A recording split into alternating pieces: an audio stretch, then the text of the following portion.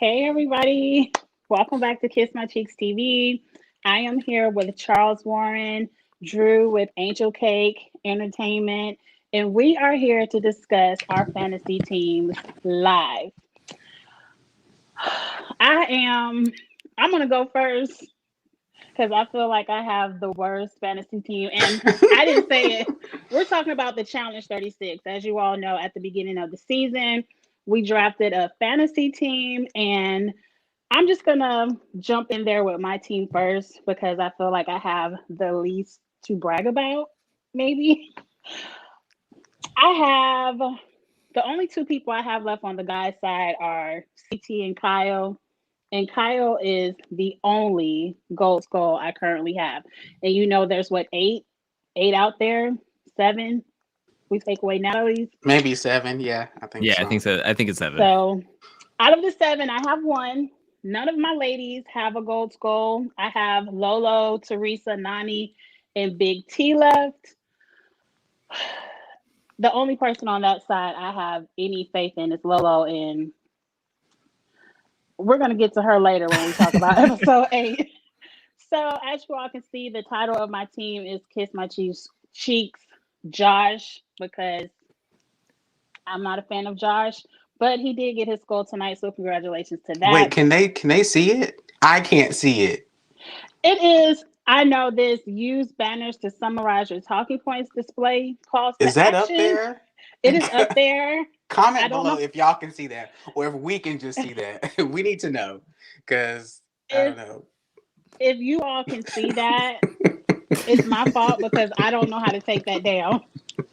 Let me see if I can hit some Click comments the see if button, it'll change. Angie. Okay. There's Okay. no rush. You can click No, away. look. This guy in the The middle guy in the looks. middle looks hilarious. So let's leave that up there for a while. I think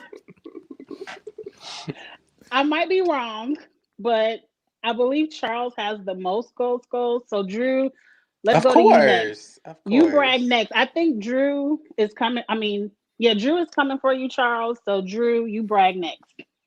I'm gonna brag about having Leroy and Cam. I mean, back-to-back gold skulls. For a while there, I was sitting there just kind of wondering when or if I was gonna get a gold skull at this point.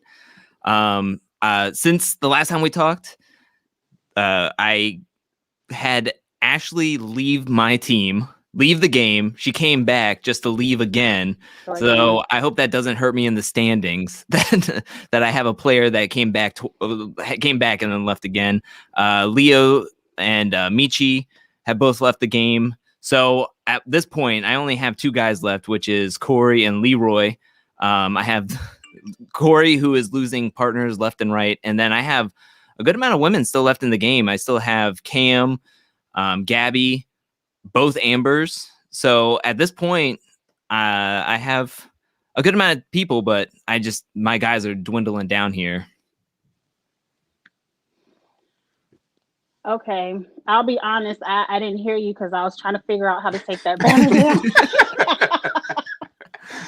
Drew has a good team. He has the power couple of the He season. has the power So team yeah. right now. yeah, so those are 2 almost promised skulls at the end with Cam and Leroy. So Yeah. hey, I gotta give it to him for that. Everybody is just backup vocals right now on my team.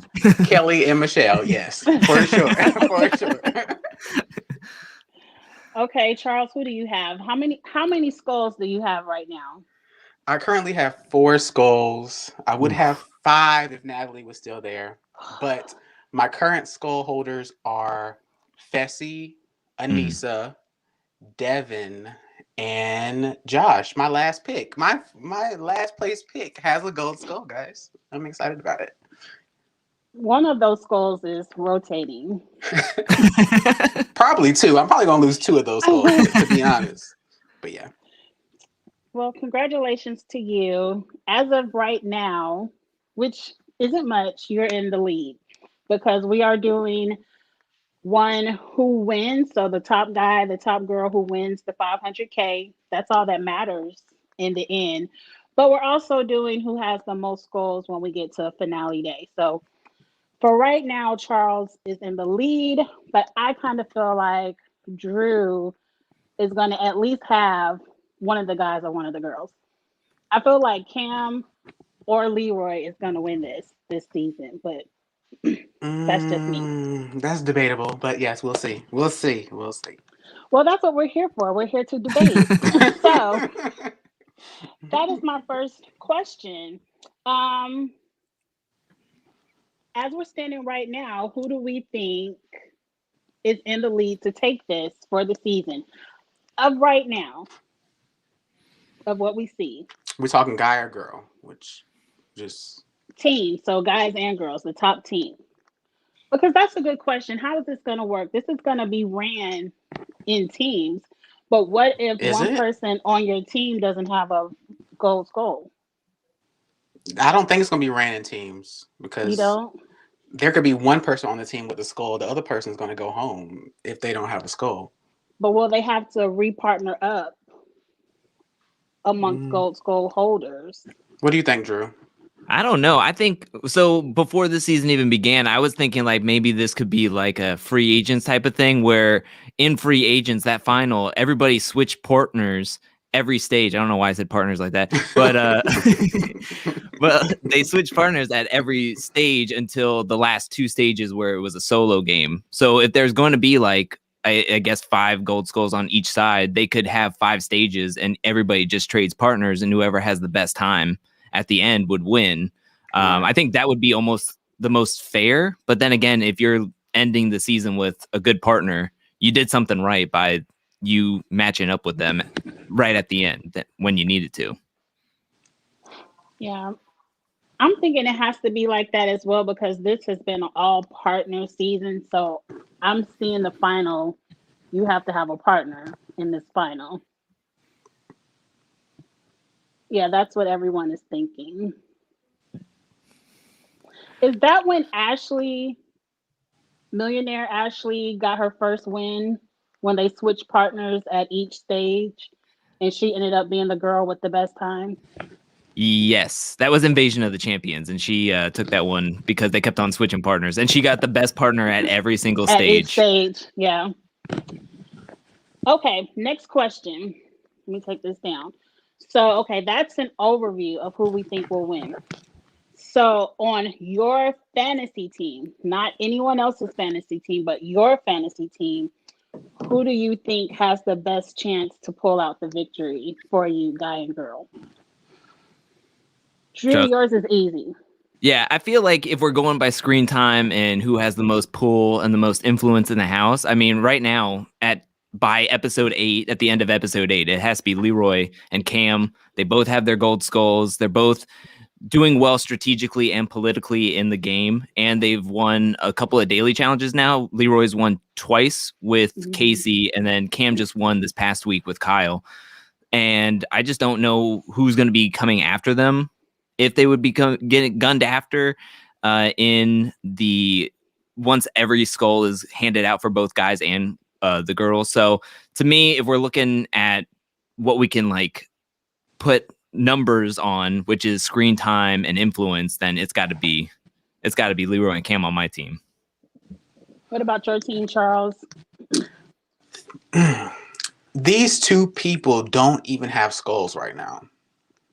Okay. So my front runners, especially in a finale, like a finals, I would say Darrell is one. Mm-hmm. And then I would see Casey. She came in second place on her rookie season last year, right behind Jenny. So I feel like once Casey gets her skull, if she's in the final, out of all the girls, I would, on my team, I would bet Casey over Anissa. I mean, I would like to also venture out to say that Casey was the only other woman in that finals. So she had to come in. Unless she got lost on that mountain, she was coming in second place to Jenny. The other women quit, and she didn't. So yeah, true. That makes a difference as well. Yeah, that's true. With Darrell in the super trailer, we saw him go into an elimination. So it just hasn't happened yet. So yeah, so I just think Darrell and Casey are my two best bets. Mm. So he will have an opportunity to get the gold skull. We just don't know if he will win. On Exactly. my team, I only have two choices, CT and Kyle. And even though Kyle is the one with the gold skull, I'm putting my faith in CT. If CT gets a gold skull, I think he can win it. My ladies, I don't know. I want to say Lolo just because she's a runner and the final is running. Like at the end of the day, you got to run no matter what else you have Hmm. to do. Mhm. And they don't have their gold skulls either, but I'm putting my faith in CT and Lolo. To be honest, your girls in a marathon situation are the best ones. Nani is a runner and a swimmer. Mhm. Hmm. Teresa can do long distance as well. And you have Yeah. Lolo. So though all three of those women right there would do great, I think, in a You didn't final. say nothing about Big T.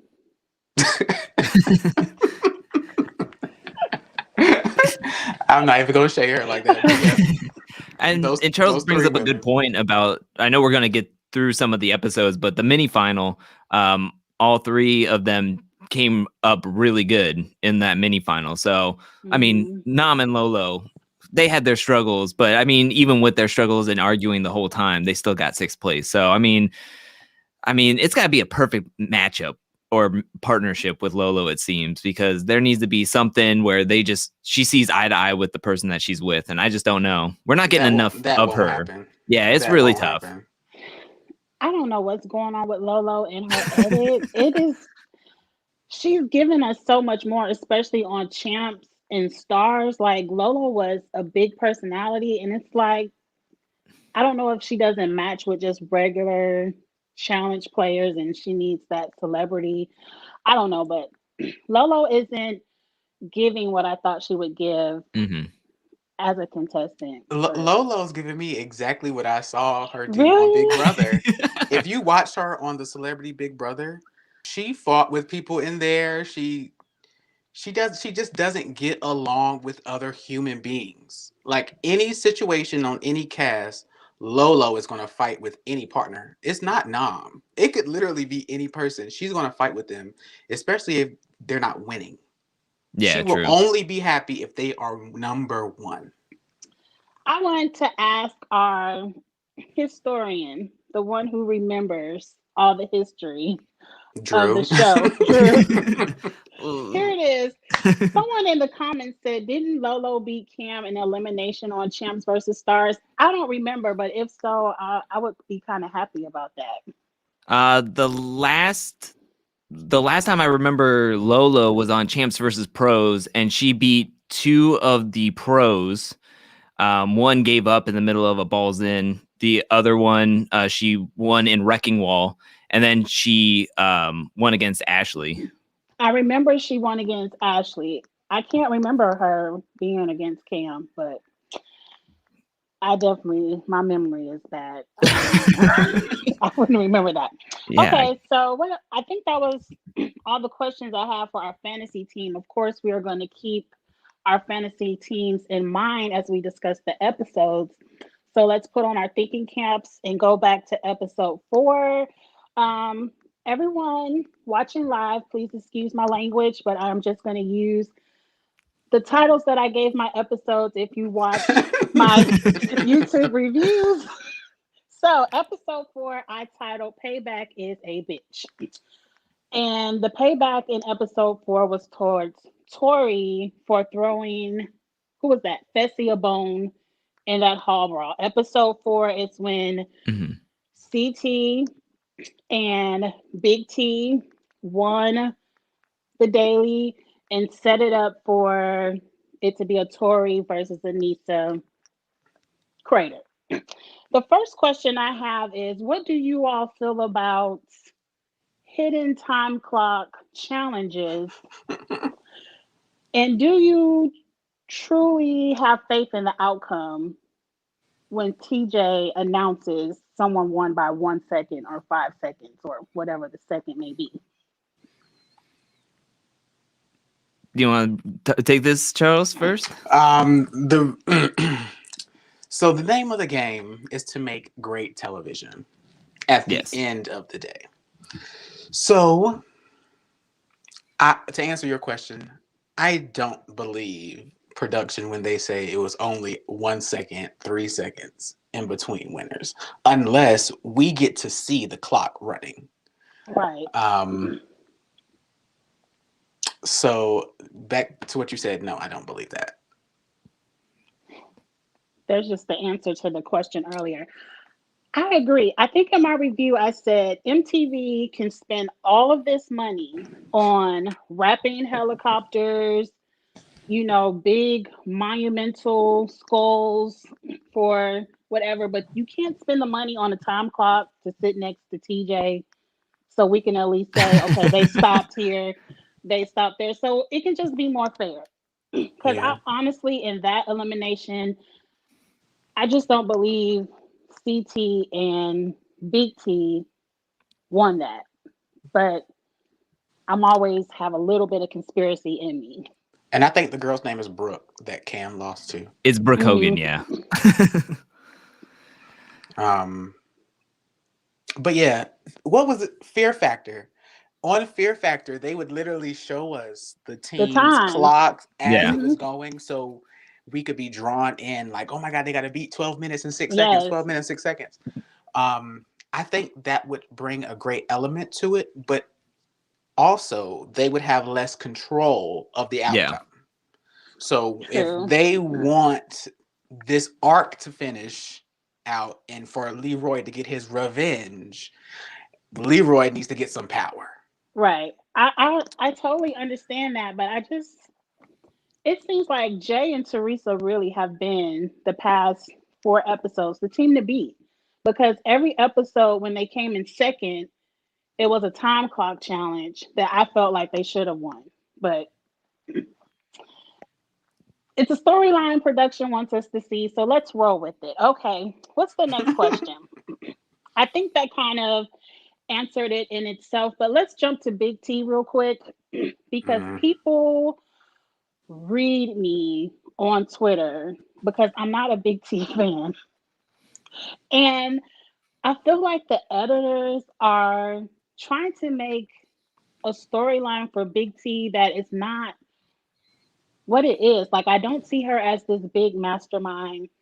I'm kind of happy CT is over this. I'm so happy I have Big T. She's such this. Like, I'm happy CT is kind of like, oh man, I wish I wouldn't have screwed over Cam. What's up with Big T's storyline this season, and why is production giving her so much? I think it's that she has a big personality, right? She has that personality. She was able to get in with the rookie girls and kind of like corral them up when nobody was really talking to them. They kind of like were grouping together, and Big T decided that she was going to be the one to like kind of bring them in. And she's been this is only her third season, so it's kind of like I'm kind of a rookie too type of thing. I haven't made it super far into the challenges. She got pretty far in Total Madness until she got medically DQ'd, but I think she can see eye to eye with them and they want to be friends with her. And I do think that being with Big T has helped CT in a lot of ways. It's really diminished his risk factor in the house, or his threat level in the house, to where now I think at this point, now he's getting the itch to want to go into an elimination and get his skull more than anything. We saw that with Leroy, and now we saw it with Josh in this past episode. Now we're seeing it with CT, and he just wants to go in. I mean, we saw it with Lolo as well. I just think she has a big personality, and in a season now where rookies are dominating the numbers, Big Brother players are dominating the numbers, it's kind of different when you have these bigger personalities and you want to highlight them in the confessionals. Maybe not everybody has great confessionals, but Big T and CT are having the better confessionals out of everybody. So they're highlighting them and using them more than, say, everybody else. We just got Amber B like 2 episodes ago. So Yeah. that's what I'm... Yeah. And I was expecting more for Amber B as well. But I think Big T is hurting CT's game more than anything, because with Big T as a partner, it's easy for everyone to ice him out and say, well, he's never going to win the daily and we're never going to throw him down there. So Big T is hurting CT, and once we get to episode 8, we'll see the explosion, which I was finally happy to see. But Tori Yeah, versus Anissa, were you all here for it? Um, what did you think of the setup? I mean, best friend against best friend. I know it was 4 episodes ago, but it makes for great TV. I just wish we had the old Anissa. The Anissa of today is not the same scrappy fighter that we used to have on the show. but she won. And yeah, but still, she won because Tori couldn't get it to fall over. Tori would have killed her if the balls would have fell at the same time. It wouldn't even have been close. So I love her because she's on my team. Boom, boom, boom. But I wish Anissa would have that same. I don't know how to explain it. The spunk that she used to have. Girls used to be scared to go up against Anissa Yeah. in elimination. Mhm. Now Anissa seems like the auntie that doesn't want to fight. So people are just like, okay, I can try her now. And I don't know. I think Anissa is doing for Fessy what Big T is doing to CT. Like, I think Anissa's holding him back from these daily challenges because I think Fessy really wants to drop her again if he could. Yeah. I mean, that's very plain and simple, I think. I mean, I don't know about that because Fessy also let go of Casey in that let go challenge, and I thought he was going to do much better with Casey in that one, but he was one of the first ones to drop in his heat. Yeah, I agree with Charles. I can see where he's coming from, but I don't know. I like the moment of Tori going up against Anissa. I'm very happy that we have Anissa over Tori in the house. I think Anissa just brings something more. At least she was choking Lolo, and like that turned into a moment at least. But I don't know. I always favor more towards Anissa than Tori I in don't this episode, know. in this What would the season. house Sorry. be? The house would be juicy if Tori was still there. Don't play. Oh yes, we Because would get Tori us would be in some there. good Her and Gabby would be fighting fighting over over Fessy. Fessy. And Fessy actually made out with Ashley, which didn't make the actual show, but behind the scenes, that was spilled. So Tori would have been fighting with all the girls to get, a little bit of Fessy. That would have been great. I would love to see that. I think so too. Tori definitely be a lot more vocal than Anissa. Like Tori would have gave Lolo some this week. She would have gave Lolo a little bit of lip Have tap. y'all have y'all noticed that they have been splitting up the girls in very uneven halves? Have y'all noticed that?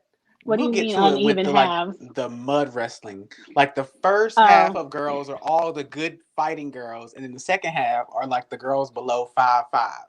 And Yeah. it's like, what is going on with this right here? I noticed that last night because I was like sitting there going like I saw Teresa's heat and I was like that's the same group of girls that she was going up against on that cargo net basically. It Yes. was both Amber's, Gabby, and she got them to drop besides Amber B, but I mean Casey was the only other one in there that was like different from the cargo net girls. I was like how is Teresa like drawing these popsicle sticks with and getting in these heats? maybe they're I've, trying to I've throw her noticed a that bone. too. I was like, I don't know. But let's move on to episode 5 because episode 4 was a lot to try to remember. Episode 5, I titled The Hypocrisy, and a lot of people don't feel me when I say the hypocrisy because I really don't like the way everyone came off with the energy for Teresa for her making a game move to help save herself in the game. And I have a lot of questions for you all. So, this is the episode Leo quit. I don't know who had Leo on their fantasy team. I did. Okay, so that was a unfortunate loss when someone quits. I don't want to get into that because I definitely don't want to controversial for me with him quitting. I just didn't really like that he quit, but Leo bye. Um Teresa, this is the episode where they did the mini final, the 5 mile run with the thing on their shoulders. No time clock. Jay and Teresa won. You can't deny crossing the finish line first. And this is the week I feel like Teresa was in trouble. If she did not win this week, Teresa would have been voted in for sure. What do you all think? I mean, that's what they were telling us in the beginning of Right. this I was about to episode. say, I don't Like, believe the myth, but sure, whatever. I You mean, don't that believe it? No, that confessional was recorded after what she did. So I feel like that was her excuse for what she did after the fact. But I don't. Nobody was talking about Teresa. Nobody was looking for Teresa. I thought Ashley was talking about her in the house. I don't remember They were actually even talking talking about about her her. because they were mad at Teresa for not giving Anissa the heads up the week before. Nani went to Lolo and Cam talking about her. Yeah, And but Nani has more Nani pull. wasn't She about has to win Big nothing. Brother, but Nani has Big Brother in her back pocket. Nani has more pull. So Nani was putting Teresa's name out there.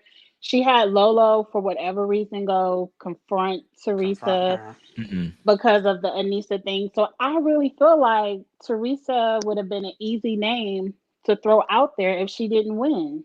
I think the radar was on her. I think that she was popping up on people's radars, but I don't know 100% because I don't think she did so much to everybody else. Like Anissa and Tori and Fessy, I heard from the podcast, the official challenge podcast, that they were all like hanging out with each other.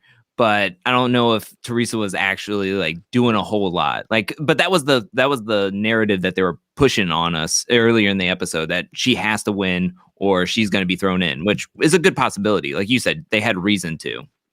Yeah, so I'm happy Teresa won. Now, this vote situation.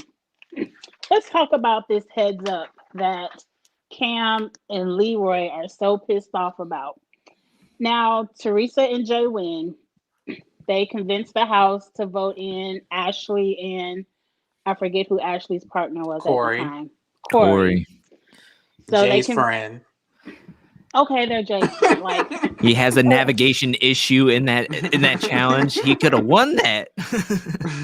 right, because at the end of the day, Corey and Ashley could have won easily if they didn't go out of the way for how many seconds they went in the wrong direction. But okay, so the House votes in Corey and Ashley. They want to put in Cam. Tell me if I saw the television incorrectly. You I did. saw. Mm-hmm. Okay, Because explain it to me. they on your fantasy team, No, and you want to be biased because they on your no, team. That's what no. it is with you, Angie. Let me tell. So Let me tell when you. Angie reviews for y'all, Angie will give you her side based on her team. She don't give you just the what happened. She'll say, "Well, they both on my No, team, so they was right. They was right, y'all." no. I'm gonna call right and wrong and wrong. But Mm-hmm. let me tell you what I saw on my television, and then you tell me what you saw. Now, I saw Teresa go up to Cam and be like, I'm not saying it's Ashley, but if it is Ashley, I wouldn't mind if you went down there in a physical and, give me a wink, wink if you want to go in. If not, I won't throw you in. To me, that is the biggest heads up you can give a person. The important part was the very last sentence. If you don't want to go in, I won't throw you in. So you gave me your word that you're not gonna throw me in unless I give you the confirmation. Okay. Yeah. The last part of the sentence, but Cam, in the back of No, your but mind, ain't no but. Teresa is telling you Ashley is the one that the House voted in, and Teresa is telling you you're on my radar to go in there. Because if you weren't in my radar to go in there, I wouldn't have even confronted you. But she came to her on like some friendly stuff. Like, hey girl, nudge, nudge. If it's physical, I'll help you get your skull. That's basically what she was saying. So how is it like you're gonna do me a favor, but the real shady part here was the speech Teresa gave before she called Cam's name. Okay, remind me of the speech. She said, I know people want to decide when they go in, but they're going to have to win a challenge to do so. I'm throwing in Cam, and that was shady. Like, Okay, shady. that was shade, but I didn't remember that part. I was just remember the other part. Yeah, I think it's all about the execution of the plan. I mean, granted, I heard Leroy when Teresa left the room. Leroy looked at Cam and said, "You better get ready because you're probably going to be thrown in." After that whole speech that Teresa gave, so Cam was mentally prepared going into that. But it's the execution. It's Jay giving Kyle and Corey reassurance that they're not going to be thrown in. If Teresa wants to throw in Cam, just say, "I'm throwing you in," and be done with it. Like, don't be going around circling around trees saying that you're going to say Laurel's name and then don't say Laurel's name, but she gets voted in anyways and free agents. Like, we've seen this happen with Teresa before and she gets burned yet again. It's like, I agree. Girl. I agree. I don't understand why you need the element of surprise. Just, I want you to go down there and get your gym shoes on, get ready. I don't understand why they have to surprise everyone.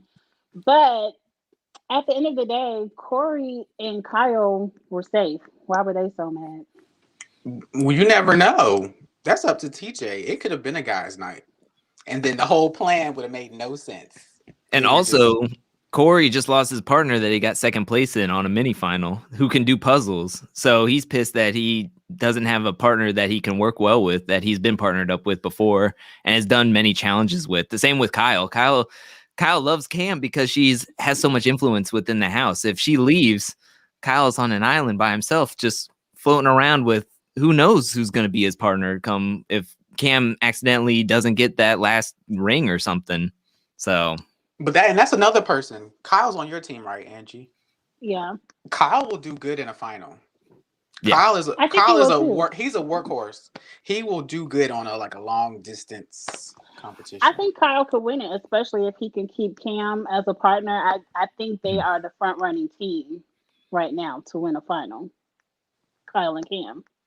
I don't know how. See, okay, I love Cam in an elimination, but I don't know Cam for being like this cross country triathlon chick. I don't know her for like. But she just came in third in the mini final. She was in third. With her and Kyle? Her and Kyle were third. Oh, okay. But we know the real finals have multiple layers and multiple things, puzzles and all this. I don't know if Cam is... I don't know. No one solved that puzzle but Ashley and Jay and Teresa, because Corey didn't solve it either. So when it comes down to these finals and these puzzles, Teresa, to me, is someone you need to try to keep because no one else solved that puzzle. Everyone else Teresa's going to be good in the finals. I will say that Cam did mention that she did not see the rules when running with that big old log, and Kyle didn't read the board either. So they were just kind of like plugging and playing until they got DQ'd from that puzzle. Okay, let's play a little. What do we call this? We're about to play. Hypothetical? I was going to say, never have I ever. Okay. That'll be another time. We don't have any drinks right now. But hypotheticals. So, Teresa, wrong. What you did was wrong. Who should Jay and Teresa have targeted to be a good game move? Nani and Josh. Against who? Against the people that the house put in. So Corey and what's her name? Ashley were put in by the house, right? They should have picked Nani and Josh and then let it be what it was. So you want to give Millionaire Mitchell a free skull? Because that would have been a brawl. Nani. They have history. Nani and Teresa, they have history. So her putting her in. Oh, you saying put Nani in and then Teresa volunteered to go down against Nani? No. I'm saying put Nani in against Ashley. And that's not no problem, especially with what they were doing. They both it would have been a toss up for me. You wouldn't have made the house mad.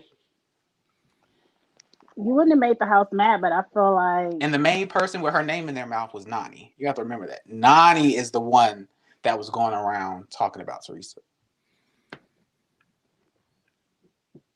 Okay. Well, this was more entertaining to me. I liked Cam versus Ashley. Personally, I think she could have put in Lolo or herself. I mean, if people are coming after her, she could have thrown herself down against Ashley, gotten her skull, and been like, what now? Like, you want to throw me in? I got my skull. Like other people need to go in to get theirs. So That's like, true. I would think that she would want to go in, prove to everybody that she has a skull and impress people, or throw in Lolo. I mean, it sounds like from the episode this past week, she wasn't very locked in with anybody. I mean, just throw her in. I'm sure she has long legs. Get her to put some rings on a pole and take care of Ashley if you really want her gone. Or Lolo would have been gone, another strong competitor. Okay, Yeah, I can see exactly. that. Yeah. They just had a I can blowout see in a that. Yeah, Lola breakfast was just in bar. her face. Lola was trying to fight over the pancakes or whatever she was. So, yeah, that works. Okay. I'll give you all that. Charles, you were a little bit right. I have a little bit of bias for my fantasy team. I'm gonna a little, a I'm gonna little let them get away candy. with a little bit more. Okay, so that was the ring elimination. That's when Cam got her gold skull. Moving on to episode 7, I titled "If Production is Gonna Help, I'm Just Happy It's Leroy." That that this episode to me was this is the one when I text Charles at the end of the what was the daily challenge? Oh, this is the 1 second. You win by 1 second Oh yeah, so challenge. Leroy can get his revenge for the arc. Yes. This Yes. is the one where production is clearly has a storyboard and they want to see it through. And I think we aren't going to get the end of the story until next week when they throw Teresa in, but we'll get to that later.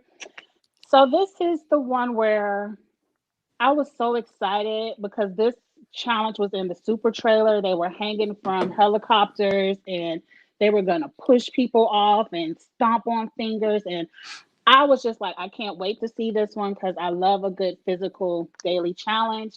And womp womp, none of the men want to participate. So, what did you all think about this daily challenge?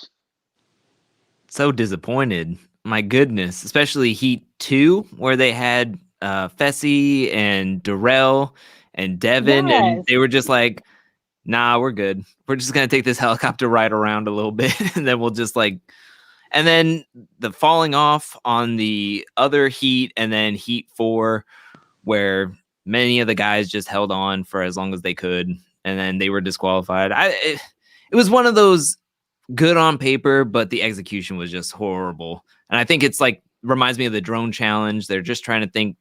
They're trying to play smarter, not harder, and it kind of burned them, and well, almost burned them in the end when TJ took their votes away. But why Almost. didn't at least Jay and Lee like to me? Jay and Leroy should have fought it out to the end because like Jay did.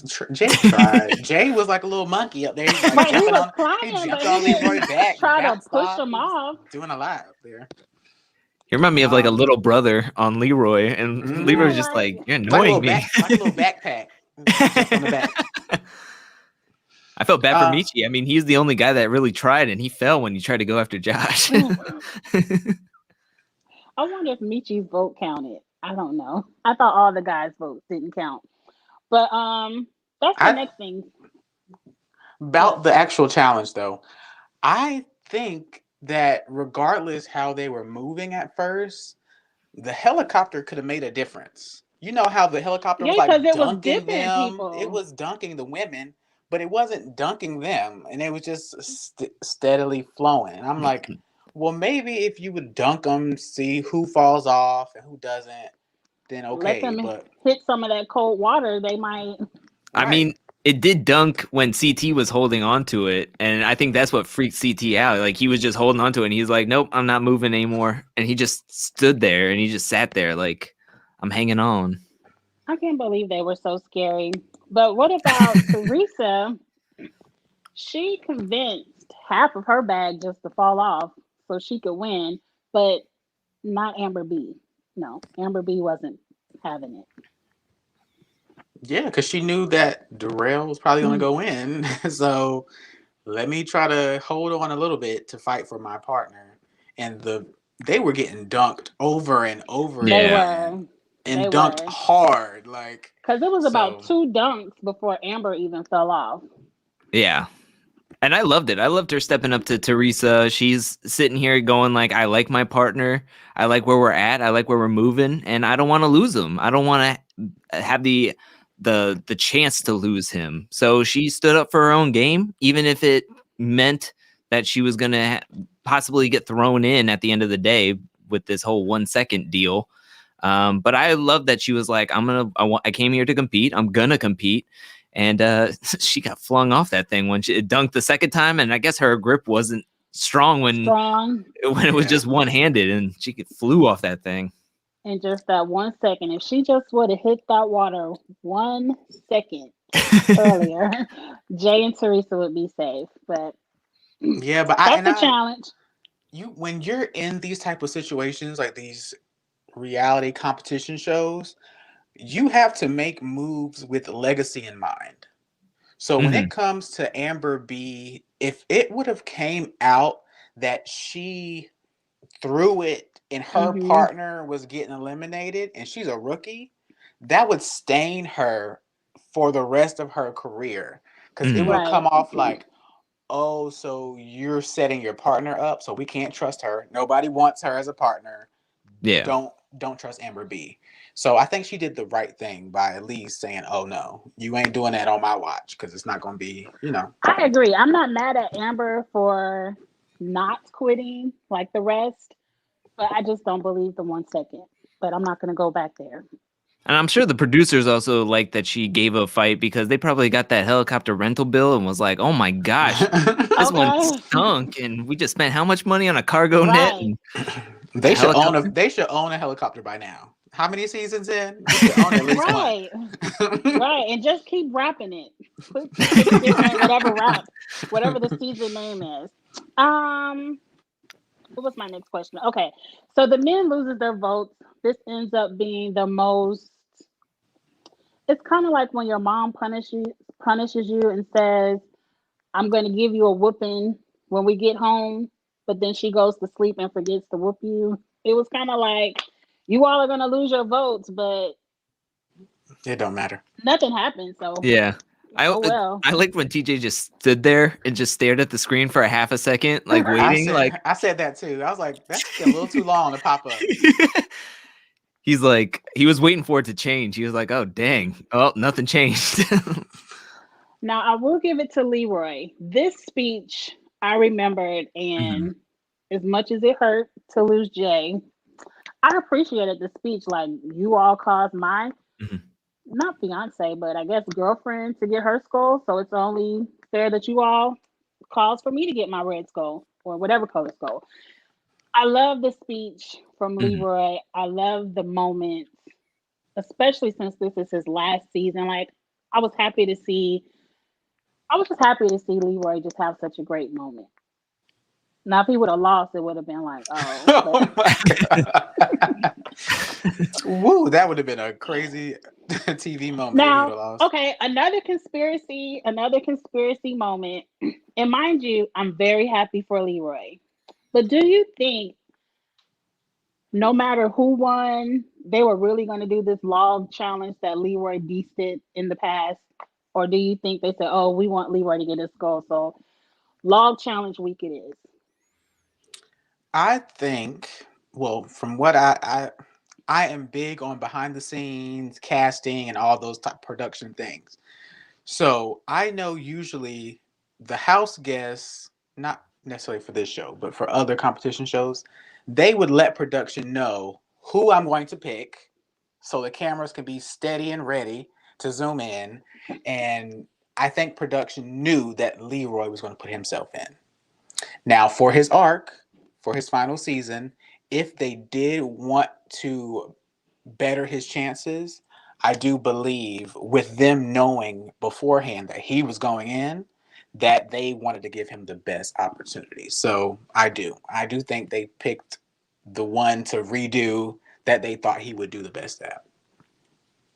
And I agree with Cam. Nobody was going to beat him at that.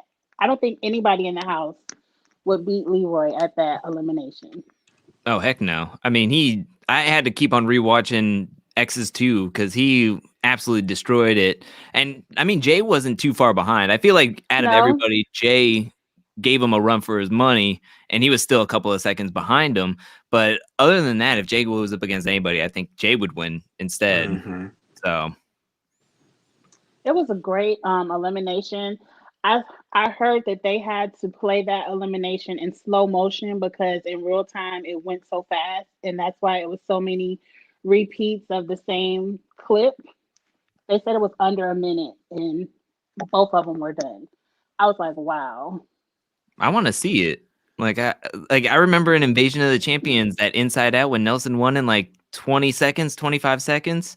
They showed the drawn out version and then they showed the real version like right afterwards. I wanted to see the raw footage of that one. I wonder if they have it on YouTube somewhere I because I wish. would love to see that too. They said it was so fast. That's why you kept seeing the same clip over and over again. Like Mhm. it was so fast. But congratulations, Leroy. I'm really rooting for you, especially since you are retiring after this season. I hope you retire with money. I hope you retire as someone who can say, I've done this, 11, 12 seasons, and I Mhm. was a champ. Like I actually won one. So Does second place get money?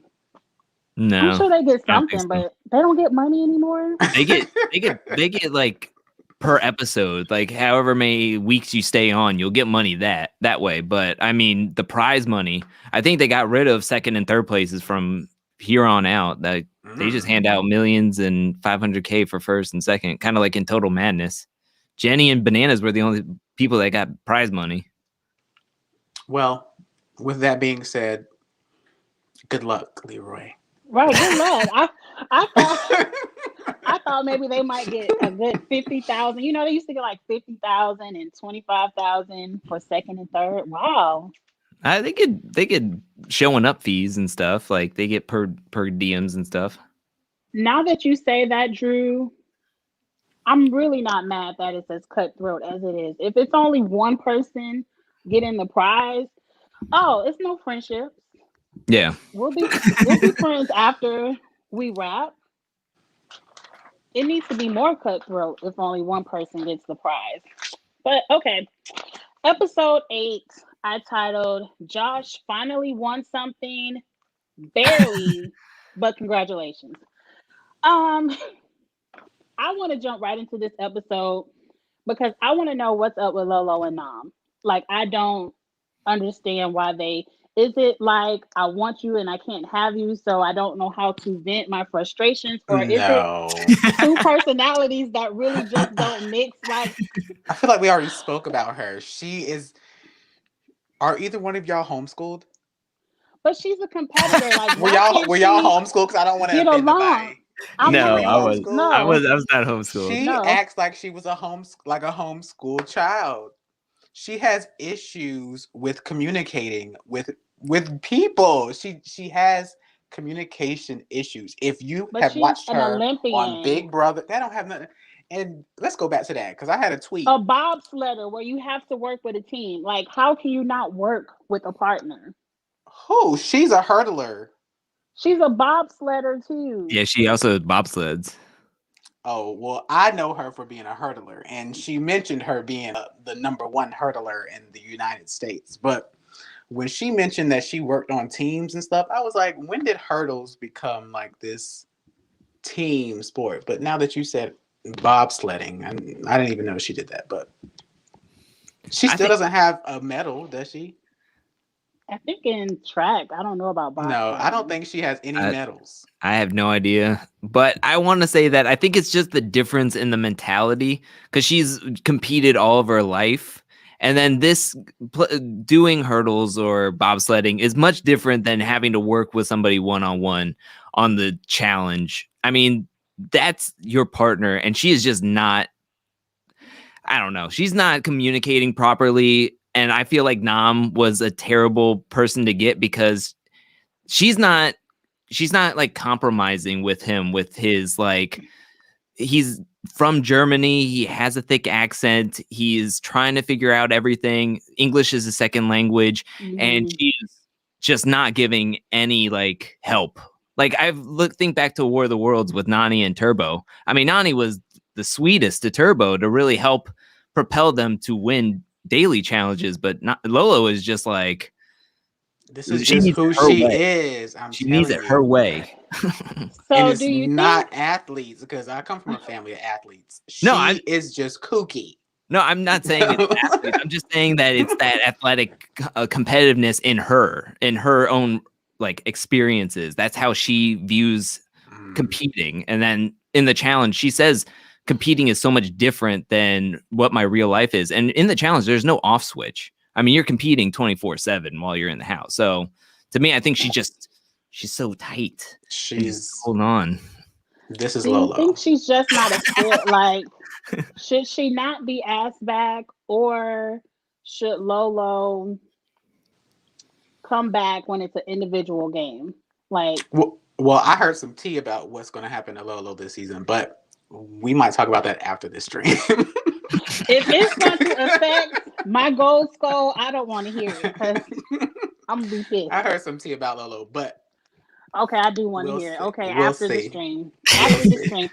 Let's move on from Lolo and Nam. So right now, I like the strategy of icing people out of eliminations of how they're doing Lolo, how they're doing CT. Why? I mean, I guess we don't know why, but I just don't know why they aren't showing people speak of this and really putting it out there as a, I guess, storyline of the show. Like, I really wish they would have confessionals of people explaining, like, we never putting CT in there. Or Lolo, she's a beast, and until she wins a daily, she's not going down. Like, that was just something that aggravated me because I'm like, we're in episode 8 and we're just now hearing about the icing out strategy, and they could be saying it's all in Lolo's mind. You never know. I mean, I've heard people talk about how that was a strategy that they implemented within the house. I mean, from Cam and Leroy. In the after shows, but we haven't seen production put it out there for, people who don't watch the after show and YouTube like that. Like, they don't know why CT isn't getting thrown in there.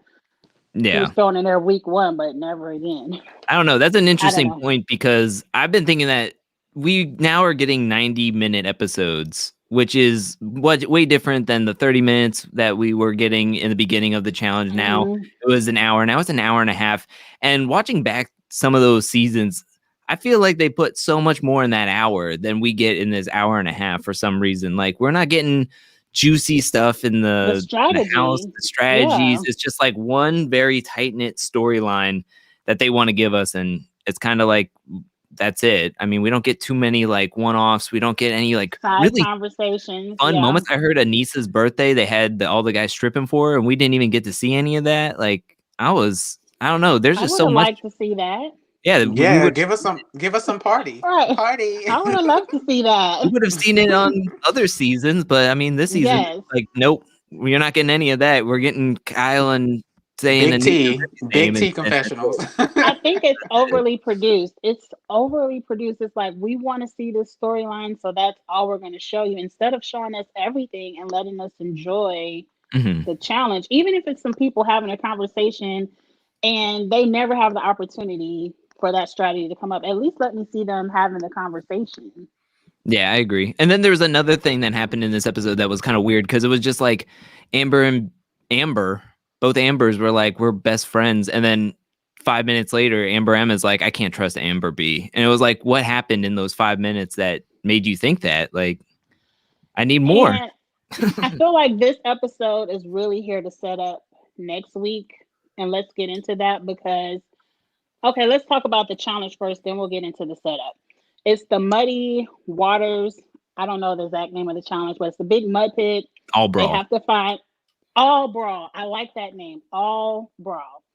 They all have to fight over this relic in a mud pit. I feel like Heat 1 was a disadvantage because they didn't really know what they were looking for. And I feel like when Nani finally found it, she was just so happy she found something that she gave it away and got tackled. But I loved this elimination. Which heat was you all's favorite heat and why? The first one. You like the first one with the strong with all girls. The drama? Oh my god. The one with the strong girls. I like that. What do you think about the choke? Do you think Anissa really choked? Oh my gosh. Here we go. Every time we bring up her name. And do we really think she Lolo, did it on she's purpose? kooky. Did we just say that? I just said that she's kooky. The I clip think they showed were. a choke. It was a around the neck moment, but I think it was just like the in the heat It of was the on her challenge. clavicle. It was on her clavicle. Right. Like I her don't forearm was know. way down here. Anissa didn't even wrap it. It didn't fully wrap. So Lolo was just Lolo was ready to fight. the dramatics. I just Old school Anissa would have gave it to her. It would have been a fight. It Oh, would it have would have been a had to real be fight. a breakup moment. I did like I all the other vets going like, that's just a day in the office. What are you talking about? Like that wasn't even that bad or anything like that. Like I was looking at the clip. I was like, it was an around the neck moment, but it wasn't like she pulled you and dragged you on the water and tried to drown you. It was kind of like lay down. I Yeah. It comes back to losing. I don't. She doesn't like to lose. She Yeah, doesn't And yeah. know that, how to and lose. she Yeah. uses that excuse for her losing. So Now in the second heat, I felt like Nam did it the best when he was slithering and snaking around and pushing it, and then when Fessy moved past his post, he ran for it. And I said, did Mhm. Fessy play offense or defense? Because that tackle, he definitely clearly missed that tackle he was trying to do on Nam in slow Yeah. motion. Yeah. But I like Nam's the best. But did you notice Lolo's face? She didn't have an ounce of happiness that Hmm. look, your partner just won. She was still pissed. And I'm Yeah. like, Lolo, your partner just won. Like, No. Yeah, because that exposed who the issue is. That moment exposed that the true problem with that pair is not Nam. This it's whole not. season she keeps blaming it on Nam. Nam, you can't communicate. Nam, you're selfish. Now she said some really hurtful She things to can't Nam. communicate. Hmm. But Yeah. as we've seen when Nam is solo, Nam can think. Nam did exactly what I said I would do when I was on my TV watching it. Right. And it was like, ooh, so now she's like, ugh, he's doing good without me. So it makes it hard for me to say he's the problem in our duo. Hmm. But I would have still been happy, like, because now you know your partner won, so you know you're back in the running for the dailies. And like, she didn't crack a smile. She actually looked kind of pissed that Nam won. Mm-hmm. Like, she was giving him the evil stare, and I'm like, what's going on? I don't know. The next two heats were kind of, I don't like no poker faces, as they say. Like Teresa, I knew immediately she Yeah. found it. I knew immediately that CT had it in his feet somewhere because he's the only one standing. But okay, so now we're at part two where it's who is it? Nam versus CT, Hmm. Cam versus Gabby. Gabby at least tried, but no. What do we think about CT versus Nam? I thought that was a great matchup, and it could have went either way. I think this is what we've all been waiting for when we saw everybody, like the whole cast for the challenge. People have been talking about these rookies. They haven't really shown too much. Now we're getting a look at Nam in a pole wrestle, who Nam is like one of the strongest guys, or at least the strongest looking guys in the house. Then we have CT with the new bod, the not so dad bod anymore. And we wanted to see him in a physical type of challenge, and we got to see it, and they both gave it their all, and CT's expertise and experience helped him get the win over Nam. I mean, Nam was drowning in that mud at one point. Like, I I was think like, that's what close your hurt mouth, bro. him. His back, Right. he was in the water. He needed to be on level playing field with CT, but I thought that was a great elimination. Now, Mhm. the part of the episode where I just chuckled and had so much fun is now it's part three. And how are we going to decide who wins? You know what? Go grab your partner. Go get your partner and put them in this water. It is now Kyle and Cam versus CT and Big T. And CT has the biggest temper tantrum on camera right next to his partner. Like, why are we even doing this? It's no way Big T is going to beat Cam. Like, I'm just supposed to wrestle Kyle over and over and over again. Like, why are we doing this? I loved it, Facts. but it was facts. But I loved it because I feel like it's the first moment CT has ever been real with expressing that he hates Big T as a partner. Like, he's been doing all this funny stuff, like show me your mean face and oh, I love a partner that's gonna give it their all. But he's kind of like now, like, look, What is the point of having her here? And I felt that was the time I felt a little bad for Big T because I'm like, he's trashing her, and she's right there. You don't feel bad? I'm the wrong person to get sympathy for Big T from. Go ahead, Drew. And you know I don't What you have want to sympathy say? for Big T, but I mean, she was right there. At least say it in the background when you aren't standing right next to each other. I Well, think. Go ahead, Drew. I was just gonna say that Big T on the Aftermath show did say that he was in his feelings. He was frustrated. He said he was a bad sport. And look, he's frustrated. He just was in that mud multiple times. He's cold. He's frigid. I mean, we just had a daily challenge where it was everybody pretty much for themselves, and you could win for both you and your partner based off of time. I mean, Casey won by 1 second, yet here we go. CT wins 2 rounds, and Cam wins her 2 rounds, and now it's like, oh, now you're banking on your partner, something kind of out of your control. And I could see where he's coming from. I just hated how he was speaking that way. I mean, I would much rather, I mean, if he does it in a confessional off camera away from everybody, I mean, then he feels free. But to do it in front of her, I was like, oh, that's not good. I mean, both times it's not good, but I just didn't like. I mean, you could see Big T was just uncomfortable there. She was just Yeah, like, because at least you aren't hurting her feelings. Like I thought it was as the I don't want to say your name wrong, but as the young lady in the comments said, it was very off putting. yeah. But it was facts. it was the truth. It was And facts. I feel like I like the fact that this is the first time this season, hopefully not the last, but this is the first time we see where your fate truly depended on your partner. Like there weren't many times in the past, like you said, there were challenges where, like when CT was holding Big T. Big That was T all up, CT. yeah, like there are challenges where one person can win for both of you. But now it's like your fate is solely on whether or not she can wrestle with that other girl. I liked it. I enjoyed the antics of having to go over and over and over again. Because it was at that moment he knew, okay, Cam and Kyle has it. Like they won. They really didn't have to get in the dirt, really. Well, he wanted his vote to count. Oh, okay, yeah, okay, right. Yeah. He wanted to at least act like he was trying. Okay, so like you said, this is Cam and Kyle's first big win. Production did this whole switcheroo where they didn't show us who the house vote was until they got to the crater. And I really thought it was going to be something exciting because they showed this huge Cam and Kyle. Like, I really thought it was going to be Anissa and Fessy, but womp womp. Now let's talk about what Kyle and Cam want for their first time being. I guess they're the double agents. Kyle says, I'm sick of Anissa and Fessy. They threw me in. I want revenge. And I want them to go against Josh and Nani. I want Josh to take out Fessy. I don't know what Kyle was thinking, but Devin. He was thinking Devin. Earlier in that episode, Devin gave him that idea. So but he's stupid just trying to executing Devin's idea.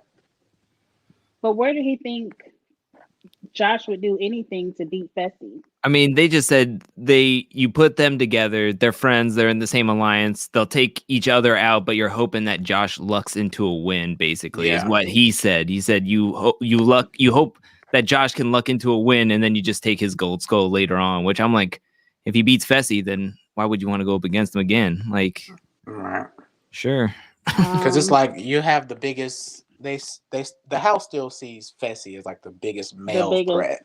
Mm-hmm. So if the flunky accidentally takes him out, then it's better for everybody because now we can just take the skull from Josh. That's how Devin wanted it to be. Mm-hmm. Well, I'm happy they didn't do that because I just thought that was stupid all around. I thought it would have been more exciting than what we saw, but I agree because Fessy mentioned it later. Like, you're just giving me an opportunity to go take KC back because I'm going to beat Josh. So That didn't happen, but I don't really like Cam's idea of putting in Josh and Nani against Michi and Amber M so that Big Brother can owe them a favor later or look out for them later. That was just, we saw it happen. Like, let's just get right to it. We see Michi and Amber M are the vote. I thought it was very cute when they said they don't want to go in this week, and CT and Leroy was like, okay, we don't either. Is that how it works? We don't want to go in either. That was funny. But we get down there. The crater now has a puzzle. Instead of just pulling the balls over and throwing it at the skull, you have to solve a puzzle. Josh solves his puzzle super fast. Great. But he can't throw a ball to save his life. And first question, was the line closer to that board for Josh and Michi? Because I could have swore Anissa and Tori were further back. What do you all think? I don't remember that detail. I don't know either. It seems like Josh was right there. Like, he could have Maybe reached because he's out and taller. touched that board. Okay, He's maybe it was 'cause huge. he's Josh is taller. huge. Yeah, he's like 6'3", 6'4". But How can you be that tall and not throw a ball? I mean, He that's was- just not his expertise. He obviously didn't grow up throwing balls. Just by watching the way he was throwing, no. Well, Excuse my dog barking downstairs. well, I will say that in the aftermath, Cam and Kyle did talk about why they wanted to get Josh at least his skull, because they thought if we look out for Nani, she gets her skull. Good job on her. We believe she can win over Amber M. But if Josh somehow, it's a men's elimination, Josh gets his skull, it adds a buffer layer to us. So now people think that they can steal from Josh and or Devin before they're going to start taking shots at Fessy, Leroy, or even Kyle. So Kyle's thinking we'll just throw in Josh and Nani, and if Josh wins, then that's one person that they'll try to steal from instead of me later down the line. Also on the Aftermath show, Cam talked about how Josh didn't wear his contacts in that elimination. So I don't know why he didn't do that, because you need to see to do anything. So I don't know why he kept on hitting that frame. And I was like, that was a special skill to hit that frame multiple times. I don't believe that, because even it seems like Josh solved the puzzle really fast, but it took him a long time to realize you need the puzzle to figure out which squares you actually have to hit, which squares are open and which ones are solid. And once he figured that out, he quickly was able to find the open squares. So I just think Josh is stupid. I don't believe the no contact. I believe, yeah, you slid that puzzle together fast, but you can't throw and you can't really analyze the purpose of the puzzle. And I said I wasn't going to read Josh because I said his performance was the read. Like, why read him when you have that performance? Well, what does that say about Michi? Because Michi didn't even pass the Michi is 8-piece dumber sliding than puzzle. Josh. Like, Michi was the one in the house that everyone wanted. Like, Michi was who they considered the weakest one in the house, and everyone was saving Michi for their gold skull. So for Josh to beat Michi means nothing. Like, you were just the lucky one to get to have Michi.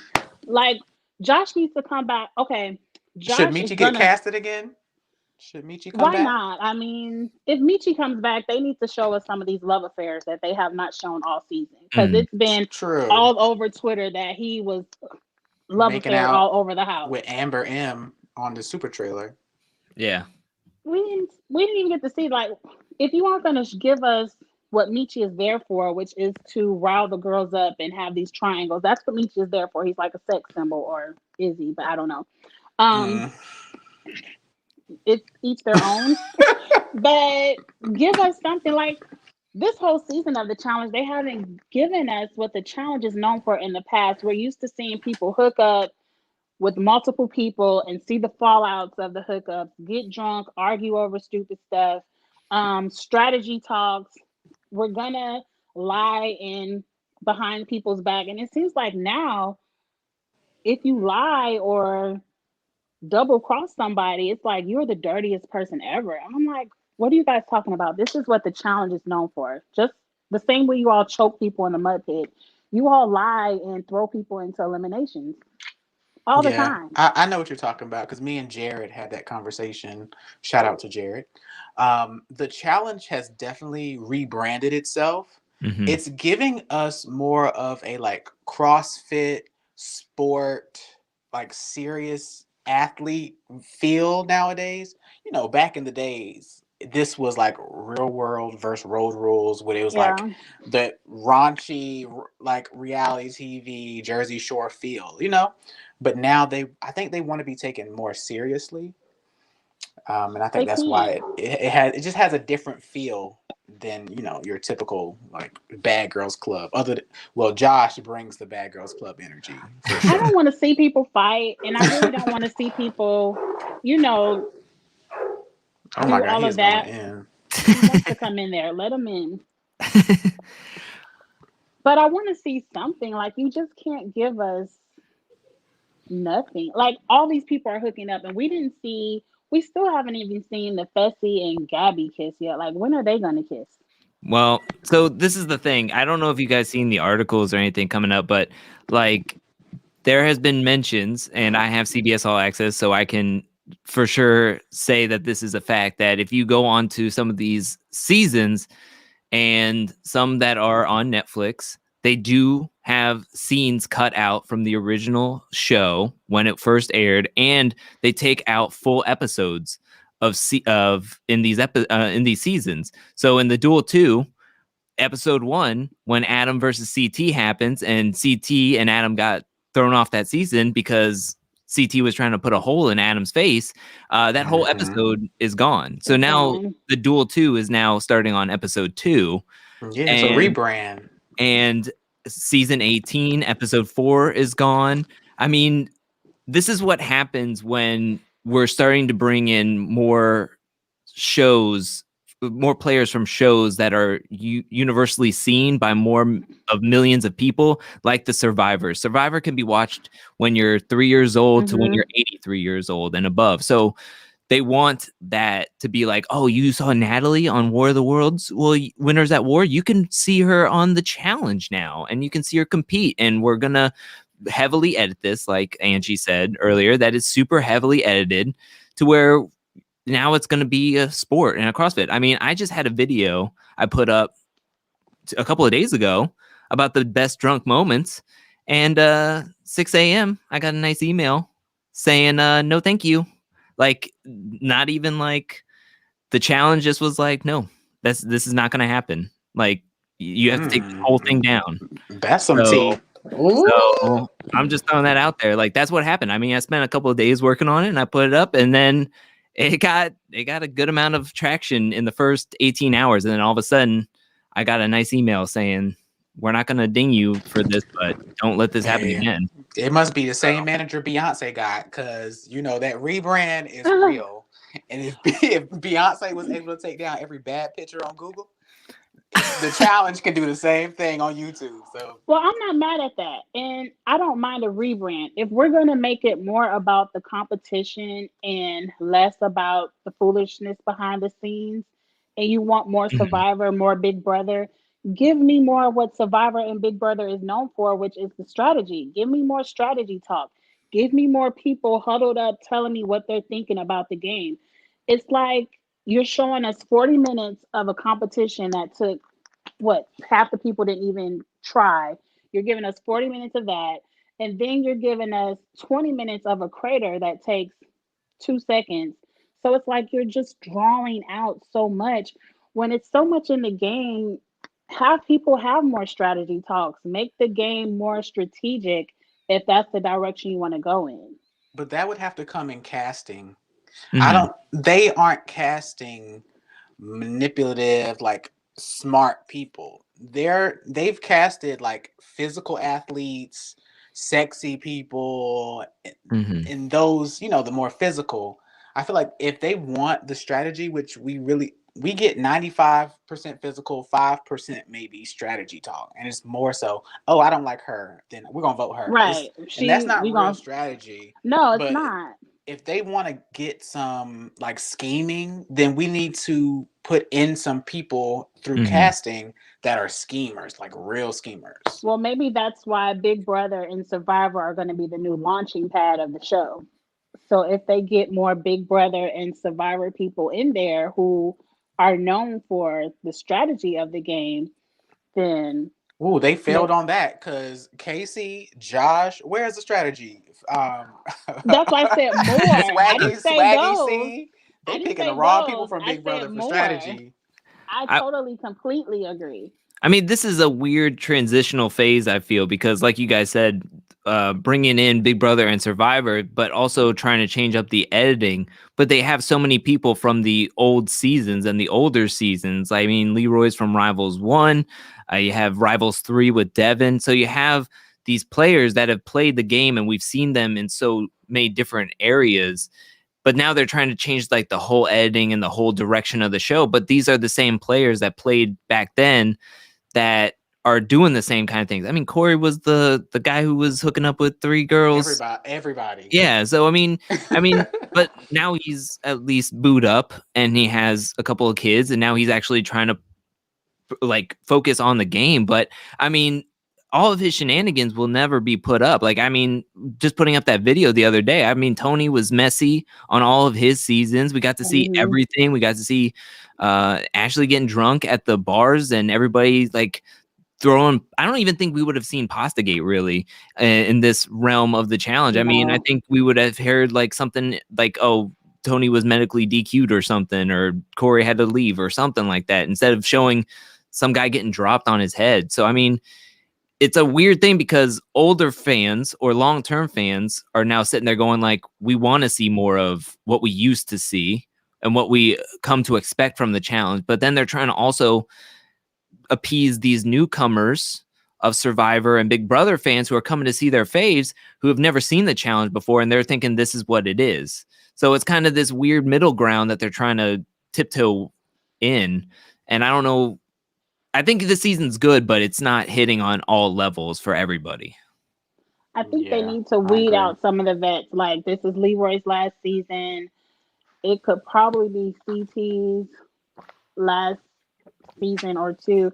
Like, I think once they get some of the old thinking vets out of the way and you get some more newcomers in, and you change the game because you have a new set of people playing by their set of rules and not by the way CT always used to play, the way Leroy is used to playing. So I think we have to weed out some of the vets. Yeah, it's all about casting. And while you were talking, Drew, it was making me think of the earlier question about like Big T and her editing things. I feel like maybe that's what they're trying to do with Big T. They're trying to like frame her as like the narrator, as if she's like this strategic, streamlined person. Because if you think about it, she's kind of like a part of every little thing that has happened so far. Her with Joseph being targeted early, and then her moving over with CT, and CT being a big person. So I feel like, these confessionals are recorded after the fact. So they are like, okay, so she is kind of like the middleman. So let's make her the main talking point throughout the story. But I think if they really want to push strategy, Devin should have been the main character of this season. Devin is like the only person in this house that actually tries to somehow plant seeds or do things that actual Big Brother players do. Nobody else really does that but Devin. I agree. I don't like Devin, but I agree. Yeah, same here. Yeah, I don't know. It's interesting too, because you're talking about them wanting to weed out the vets, which some of these vets aren't even getting a ton of screen time anyways, but not a lot of the rookies are getting the screen time either. So it's it's just a weird middle ground. It's like, who's getting the real edit here? Amber B has entered the game and finally getting some screen time. CT's been getting a ton. Big T, Cam, Leroy, but everybody else is kind of like waiting around in the middle to lower ends of getting any screen time. So it's one of those things of like, who are they really beefing up for later down the line besides Cam, and possibly if she's going to be coming back, because Leroy's not going to be coming back. So that's always still up in the air. I think Leroy I think Cam will come back. Leroy said in Cam's live the other night that she can come back. She's like, hey, she can go. I mean, I'm gonna be doing my own thing, so it's kind of like I don't think she Amber would. B will be invited back. No? I don't think Amber B will come back. I don't think Amber M will come back. I see, what's the blonde? Gabby. Gabby. I see Gabby coming back out of the rookies. I see Natalie coming back. I want Paulie to come back. Who? Paulie? I like him. But then is he good for branding? Because he brings the He's drama. a hothead. Yeah. Yeah, he wants to fight. So I But don't just know. don't put on Josh. Or not Josh, but well, he doesn't like Josh. And he It was him doesn't and like Kyle. Jordan. Him and Kyle had beef. And hard. Kyle. Okay, Paulie can't come back. He has too much beef. But I think if you talk to him beforehand, I think Paulie knows how to act. I think he knows how to act. I don't know. Like this is a thing that it's like I don't know what the answer is or who could be brought back. Or I mean, you're bringing up Paulie and how he might not be good for branding because he gets into fights with people, but I mean that's what Josh is doing. I mean, he's throwing water and getting into fights, but is it because people don't take him as a serious threat that that they're like, oh well, he could just be held back by two producers because and he'll be fine. Really isn't gonna fight. Like Josh is all mouth, all rah. I'm gonna be loud and big because I am. Paulie is actually gonna throw hands. Josh isn't gonna do anything, and I feel like production is behind every Josh situation. Like Josh, go do something because they know he's not gonna actually hit anyone, and a lot of his fights are stupid. Like him and Devin were arguing about math problems. Math. Like, no, so Devin, I think Devin should become a main character. I don't. No. If we're gonna give it to somebody, give it to Cam. Cam is the one this season with all of the strategy. She's the one with all of the power. Why is Big T getting to edit like she's doing something when Cam is really the one pulling all the votes? I mean, you're right, but why is Big T getting the edit when it's Cam? And in the super trailer, someone with a hair weave, a dark color hair weave, tackles someone in a doorway, and I want to say it has to be. That was Big T and CT. Yeah. It looked like she was getting ready for a hall brawl or something like that. Oh, yeah. Okay, I thought it was a fight because I'm like, some girl clearly is getting ready to get tackled. So who's going home there? Big T is probably going to go into a hall brawl soon. Oh, well, she's going home. You don't know. You don't know. Amber M is still in the house. It might be against Amber M. It could be against Amber B. It could be against Gabby. Not Big T, who's, oh, I never been into a fight. Oh, I never done anything aggressive. Just push me off, Anissa. Just push me off. No. I don't. You never know. Don't count her out. We have to remember from the very first trailer, she was with the people jumping out of the helicopter, and we normally don't get helicopters like jumping out of helicopters to the final. So I feel like to me that was a spoiler that somehow Big T is going to make her way to the very end. I believe, but. She's certainly been getting a lot of screen time. She's been getting a ton of screen time to where I don't know if they would put her up front and out there like that if she wasn't going to make it very far type of thing. Yeah. It's like when I saw Darrell getting some camera time, I was like, uh-oh, is he going to get thrown in because Teresa's saying his name? Is she going to win? Like, that's where I was worried because sometimes when you see people getting more and more screen time for like one episode, you're like, well, this is it. Like when Joseph was about to be thrown in, you're like, well, this is it. Like I didn't even see him on episode 0. Now he's getting camera time in episode 2, but Big T, CT, and Cam and Leroy are getting so much screen time. Well, it's that time of the game where it's enough people gone where you could spread the screen time out. But it's still some people with no screen time. Like, where's Casey?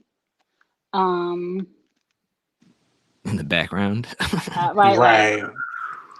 You Her and very Amber B too. Amber B.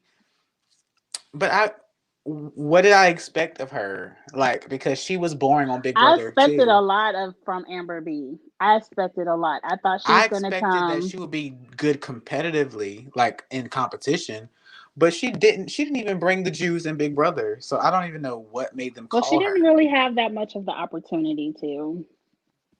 You always have opportunity. You can go home first and shake the table. You can You're go right. home first and make an impact. So Okay. Well, I have a few more futuristic questions. Um, I think we kind of already know the answer to this, but I like I like that the only gold skulls left for the men have to be stolen.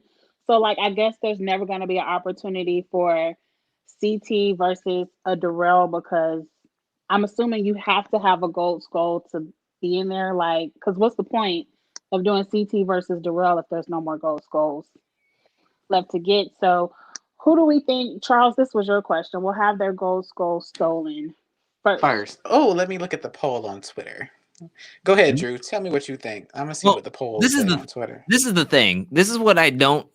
This is what I'm unsure about because in my mind, when he was like, "Okay, there's 5 skulls now out, and you can only get a skull if it's stolen," that really hinders everybody else who went in early or wanted to go in early to get their skull if they're going to just be thrown in later to get it. I mean, to me, that's dumb. You're telling people come down and get your skull, but then you're telling them, oh, now you're going to have to defend it week after week after week, which to me is like, can there be a strategy where you throw in CT and Darrell, 2 non-school holders, one leaves, the one who wins stays in the game, but they can't get a skull? Because to me, that makes sense if you have all 5 of the gold skull holders going, let's just work together to keep our skulls and then just I keep on don't. I throwing don't in think that. people. I don't think they can do Mhm. that. I think when it comes to a That's so messed male's up. elimination, all 5 of them will have to come down, and then the person voted in by the house is going to have to pick which person maybe that they're going in. Or when you go into the room to vote, you may have to pick one of the 5 faces on the screen. Um, Of the house that vote. way.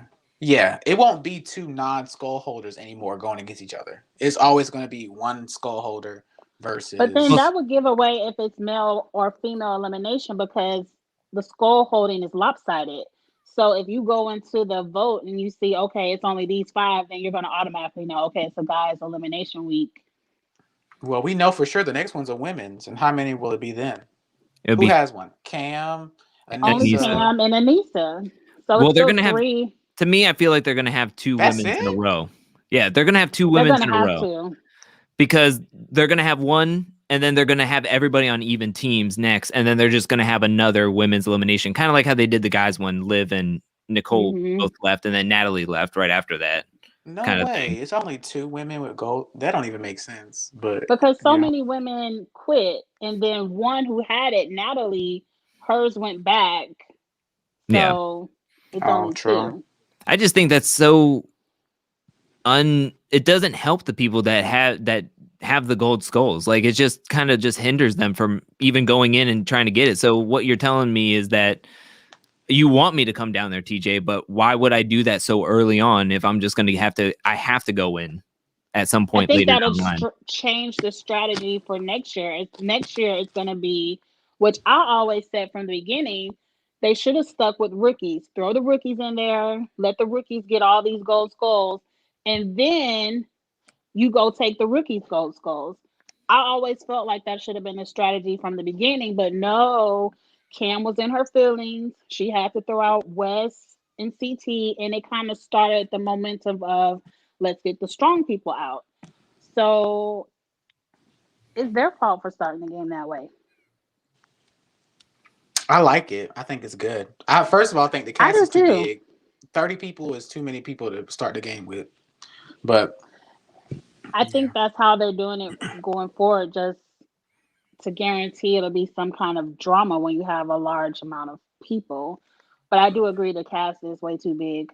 But I like it as well. I think why didn't since so many women got hurt and had to be medically sent home, They brought Ashley back. Why didn't they bring more people back to replace them? Like, I thought they had alternates on standby, so we wouldn't have the skull so lopsided. She still wouldn't have a skull. Who? But we would have had more people in the game. Well, I think they sent everybody home after they brought in alternates, and then they were like, "Okay, we're done." Like they sent everybody home, and you have to quarantine everybody for another 2 weeks and They stuff. didn't have time. So they kind of like brought Ashley back, but yeah, I don't know. To me, this is so like with how big the cast is to people actually not throwing in Jay 3 times in a row, but now you have to now that you have a gold skull and you have to go defend it week after week, kind of just throws off like. I don't know. It throws off the strategy to me of like, why even go in, TJ? Like, let me just sit back and drink a pina colada until week 9. How many more episodes? I don't know. We ain't even halfway through because we haven't got the mid-season trailer yet. It's April when the season's over. That's a lot. That's probably April? 8 more episodes. Are you sure? Yeah. Oh, that's a long time. It's a long time. I feel like it wouldn't be as dramatic because the only thing that's not fair is the women aren't going to have as many opportunities to get their skull stolen as the men will get because they still have 3 women that need to just get a skull. We just need to get the women's skulls quickly. We need to get this over with. They said 18 episodes, so we have 10 more episodes to go. Are you sure? 18? That's what they just said in the comments. 18 episodes. So 18 episodes. We're in this for the long haul, everybody. The final is usually 2 episodes, so that's another 8 episodes of Gold Skulls. That's gonna suck for the guys, because so for the rest of the season, the guys are just gonna keep fighting over those same handful. Well, they're gonna go after Josh, and I don't. And y'all. Oh, let me say. Oh, let's. Did we even answer the question? No, we didn't. You didn't answer the question, Drew. Drew, who do you think is going to be the first one to lose their gold skull? Which male competitor? I guess we're going to go after Devin first, since he's not highly connected in the game. So if we're picking a guy, I would say Devin. You would think Devin?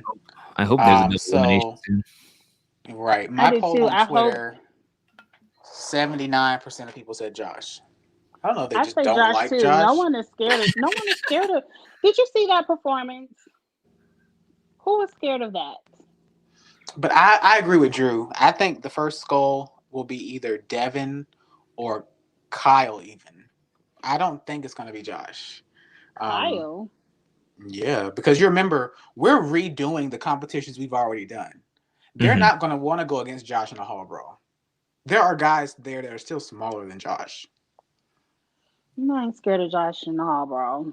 Also, I just want to throw this out there. We do see at one point, if we remember, in a cage, Corey is getting handcuffed to Gabby. So something happens there, whether Gabby or Devin get put into an elimination, win, and switch partners, or Devin gets eliminated, and then Gabby's taking Corey. Yeah, I remember mentioning that earlier.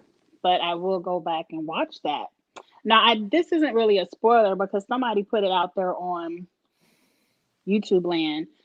CT is going to go down there at some point, and he's going to do that ring swing. So I know CT will have the opportunity to go to the crater. Now, if he wins that swinging thing, I don't know. And Darrell's going to be doing the one that Wes was doing with running with the string, the rope, the jump. Yeah. That's the one Darrell's going to be doing. And I think he's going against Devin because I think they showed Devin doing that one as well. Devin is losing that skull. I think it was Devin. I think that's when Devin looked like he was losing in the trailer, but don't quote me on it. Can I just say that we're redoing all these eliminations and we have 10 more episodes left? That's why I'm like, what? So we're just going to redo them? Oh, boy. But you would think since the guys already did a hall brawl, the next hall brawl will be girls. And you said Big T is going to be down there. Yeah. Well, she was prepping for it, so we'll see. Yeah. But yeah, they don't really get... I don't think they would know that it's going to be a hall brawl beforehand because they were still in the house. So I mean, she could probably be like, I'm worried about it being a hall brawl, and then CT going, let's practice, and then run at me as hard as you can, kind of thing. Nah, I think they're gonna picking up on the pattern that the competition they are repeating. It's repeating already, so they're like, and oh, so okay. they know it's a girls' hall brawl. And if I was CT, I wouldn't help Big T. I'd be trying to get a new partner. I mean, in this episode, we saw them make that pact of like going all the way together. So he was lying. He had his fingers crossed. You know, CT wants a new partner as soon as he can get one. he says it's a rebuilding year. I caught on to that. I was like, okay, well, he'll be back next season. He clearly isn't winning this year. Oh yeah, I don't see him retiring anytime soon. Not after he did all that work to get that dad bod off. Yeah, now he's family friendly now. Right, because old school CT was not. I'm surprised they ever brought him back, but yeah. So we say Josh or Devin, the next two to get their skulls stolen. So next week is clearly a girls' week because Amber M is the rogue agent. The storyboard I have that I see going is that I don't know who's going to win the daily, but Teresa is the target, and Teresa is going to be the house vote if she does not win. And they want Lolo or Casey to take Teresa out. So of those three, who do you think will be the next to get their gold skull? And since we're repeating eliminations, what do you think will be a good elimination for those three that you would like to see? I think that would be a good week for a hall brawl. no, this is the time for the girls to do that run thing that West did. I think they're gonna do that. They already showed that. I don't know if they showed it, but I'm thinking this is the time for the girls to actually do that. Yeah, that's true. I mean, they're really like they're trying to shake this up because, like we said, the mass destruction one was in episode 5 or whatever, and the fire escape was with Leroy. I mean, yeah, I don't know. I think with what Charles said that they're probably going to do the run around, and it's going to be Teresa, and I would guess Lolo is going to be the two that go in, or maybe I don't know. Maybe it's Casey. Wait, no, it's not that. Wouldn't it be the one that Kyle and Joseph did with the ring? The and ring. pulling it? When they were wrestling hand to hand. And you have to dump it over that thing. Yeah, it will be you think it's gonna be Amber M? Amber M going in? She's the rogue agent, so she's like safe. I think it could be Casey and because if you're the rogue agent, you can't compete, so you're safe. She got lucky. Well, Cam didn't care because she wanted to go for Teresa anyway. Yeah. So, and I already know Teresa loses because the preview shows it's one of my favorite weeks when they do trivia, and she already hit the water. So, well, we don't know. That's an edit. True, but usually if you win trivia, you don't have to hit the water. Like, you're safe. Yeah, that's true. But I mean, he could have been saying a different one, and she could have been answering a different question to where. True, they are tricky tricksters. Yeah. I hope Teresa wins it only because I would like for the house to be shaken and have to come up with a new. Because she's on your team. Not even that. Not even Tell that. the truth, Angie. Tell us the truth. Charles, how many times have I texted you and said, okay, so this, and this? Because Charles knows I watch everything on the DVR, so I'm like an hour behind so I can fast forward. Every week I text Charles and be like, okay, don't spoil it, but she texts after the show is over. The show is over. Because I haven't watched it yet, but I'm like, I can guess what's going to happen. And I would like to see Teresa just not be thrown to the slaughter next week. I would like to see Teresa have a little power again. It's almost like set in stone with how much foreshadowing and confessionals that they're trying to throw in there. I mean, the whole time that they were going to throw in Jay, it was the episode before Jay, next guy's elimination, you're going in. The next day, it's the guy's elimination, and they're already talking about throwing in Jay. So now, at the end of this one, Cam is saying that it's time for Teresa to get thrown in. So I can only think that it's setting up for, and this is where the foreshadowing and too much editing happens. I think it's just like you're just like revealing it's predictable. Much. Yeah, I agree. Well, that was it. I think we talked about the challenge for a good hour and 40 minutes, which it didn't seem like that long because I always enjoy when we talk about the challenge. Um, Now that we've discussed everything, I feel kind of good about my team because it's not over. And even though I only have one skull out of the seven, I feel like of my ladies, they're going to get some of these skulls. And I have faith that CT will get his skull as well. So I feel good. What do you all think going forward about your teams? Not Charles. Drew, you go first because Charles. I mean, I feel very confident having my picks of Leroy and Cam being my first two picks. They're like commanding the season. So to me, everybody else that is on my team so far does not have any gold skulls or really have shown to want to go into the elimination just yet. I am holding out hope for Corey, who's my only other guy that I have on my team. And then both Ambers and Gabby are the other three that I have on my team that I'm hoping can pull out something this season and pull out some wins and pull out some power moves. But right now, I feel confident in Cam and Leroy, and that is all for now. Now, Drew, you broke down these super trailers. Someone somewhere tells Leroy to come off of his high horse because, don't think you're all that because you hold all the power. Who said that? I could have sworn it was Nelson. Was it Nelson? That was Nelson. I think that was Nelson, and he was telling it to Devin because they cut it. They cut it in a way because he was frustrated with how Devin and Amber M's confrontation happened the night before. And that's when he was like, Amber M, she's crying right now, and she was just eating her eggs or whatever. And Devin was feeling like Devin was on his high horse because he just felt like he had his gold skull and he can do whatever he wants and anything. So I thought somebody might have said that to Leroy, but okay. Because Leroy and Cam are clearly the power couple of the season. Charles, go ahead and brag real quick about your team. If I'm being honest, though, I think at the end of the season, when the 10 skulls are out, I may have 3 or 4 of them. I do see Devin and Josh possibly losing their skulls. And I see Darrell and Casey gaining skulls. Mm-hmm. So, and Fessy's going to keep his skull. Yeah, I think Fessy's going to keep his. And Anissa, she's really the wild card for me because I feel like the girls may try Anissa, but I feel like Anissa's not the one you want to try. Because I feel like even with that wrestle one with the ring, I think she will take those rookie girls out with that competition. So when you think of the girls who are left, I see them as scary, and they aren't going to want to go up against Anissa. I feel like they may let Nani get a skull. They may even let Big T grab one, like you all said, and then they're going to snatch theirs. I don't think Anissa is someone they're going to challenge. Like, I don't think they're going to challenge Cam for her skull. Yeah.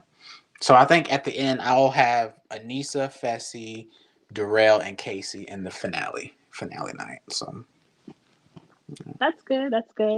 Okay, you all. I know we said it last time that we were going to do 3 episodes, so our memory would be good, and we will come back. So let's try again for 3. So if we're at episode 11, we come back and review.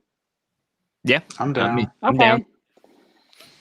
We have scheduling things sometimes. That's why we moved it out to 8 this time, but we're going to try again for episode 11.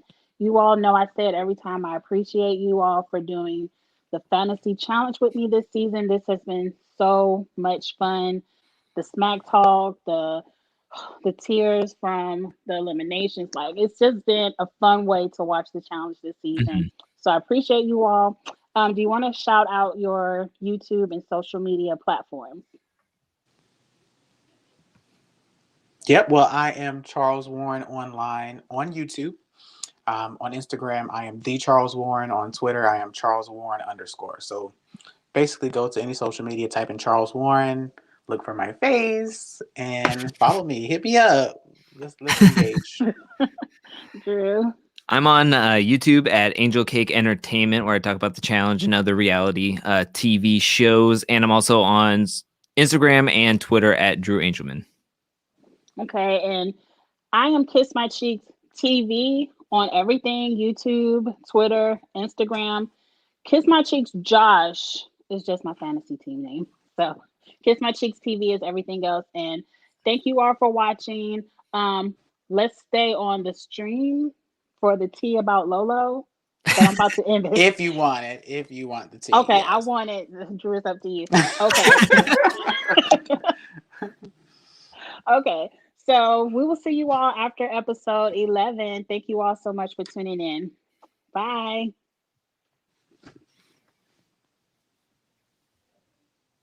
Y'all know I don't know how to end this.